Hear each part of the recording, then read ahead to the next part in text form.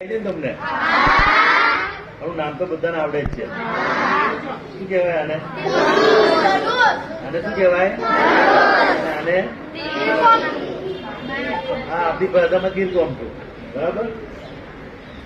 આ સરસ મજાનું શણગારેલું આપણી શાળાને પુરુષની જેમ તરફથી ભેટમાં મળ્યું છે.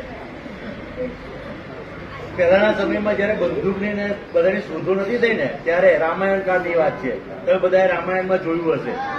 લડવા જતા હતા ત્યારે તીર કામઠાનો ઉપયોગ કરતા હતા. બરાબર ને?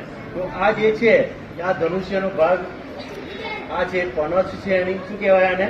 પણછ. એ પણછને કેવી રીતના ચડાવવાની તો તમે પેલો સીતા માતા સાથે લગ્ન કરવાના હતા ત્યારે જે સ્વયંવર લાગ્યો હતો ત્યારે રામને ચડાવતા જોયા હશે.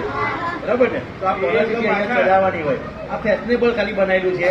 રિયલમાં અહીંયા ચડાવવાનું છે. આ જેટલું ટાઈટ થાય અને પછી એને આ રીતના મૂકી, બરાબર, આ રીતના મૂકીને બે આંગળીઓ વચ્ચે રાખી, હું અત્યારે મારવાનો નહીં, પણ પછી આ ત્રણ પણછ જેટલી આમ જોરથી ખેંચે, જેટલું આ બાજુ ખેંચે એટલું પેલી બાજુ જાય.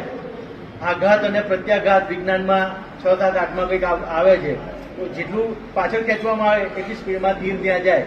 આ જેને ફાવતું હોય એ બંદૂકની ગોળી જેવું કામ કરે અને નિશાન તાકી શકતા હતા. અત્યારે પણ સ્પર્ધાઓ રાખવામાં આવે છે. યુદ્ધમાં આનો ઉપયોગ નહીં થતો, પણ પેલા યુદ્ધમાં ઉપયોગ થતો હતો.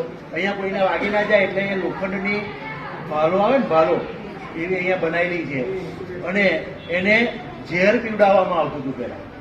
શું કહેવાય? ભાતું. એની અંદર તીર રાખતા હતા અને નીકળતા હતા. પોતાનું રક્ષણ કરવા માટે આ વસ્તુ જોડે રાખતા હતા. તલવાર, ભાલો અને તીરકામ 3 વસ્તુ વધારે ચાલતી હતી. ચોથી ચાલતી હતી ગદા. હવે એ બધું લુપ્ત થઈ ગયું છે. આપણને શોપીસમાં જોવા મળે છે. બેનનો ખૂબ ખૂબ આભાર કે અમે આપણી શાળાને આ વસ્તુ તમને જાણવા મળે.